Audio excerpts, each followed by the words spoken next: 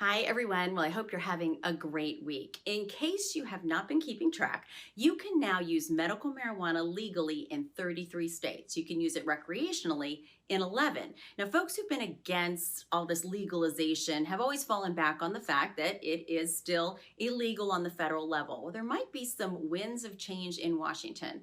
No, Congress is not putting forth a bill to legalize marijuana, but the new House appropriation bill does have quite a few protections for this new industry. For example, it offers protection from all federal interference if it's legal in your state. It's offering more money for research, and maybe most importantly for these businesses, it's offering them the chance at simple banking services. That may not sound like much, but these businesses have been operating cash only because they couldn't put deposits in the bank. So is this a step towards legalization? Only time will tell, but it is important for employers to remember in most places you can still test for marijuana, and it is your right to keep a drug-free workplace.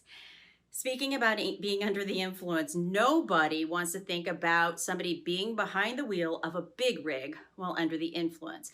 And for that reason, the DOT last year in December upped the required amount of random drug testing for carrier fleets. They upped it from 25% of the fleet to 50% of the fleet. And that is a lot, but they were seeing a lot of positive drug tests coming back.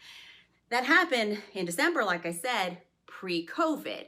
Now, post-COVID, a lot of these carriers are finding it impossible to find places to get all this testing done. Some labs have cut their hours or cut their services. Others have gone under completely. So for that reason, the government has announced it's going to go a little bit easier on these carriers if they can't get 50% of their drivers randomly tested. But there is a caveat. You can't just say, hey, I don't want to do it. You have to have records of exactly what you tried, why it failed, and then you might be off the hook. This next story isn't an employment story per se, but it does affect every single one of us, and it could affect how our workplaces look for a long time to come. Johnson & Johnson has announced that they are moving up the human trials of their vaccine from September until July, later this month, because their clinical trials are going so well. Now, this vaccine is one of 5 that was chosen to be in the administration's Operation Warp Speed, and it is one of 10 that's in the clinical trials, rather. Now, the goal, obviously, is to get us a working vaccine, hopefully by the end of the year. So here's fingers crossed. And that's going to do it for us today. Have a great weekend, everyone. We'll see you back here next week. Check out ebiinc.com for more screening information. Bye.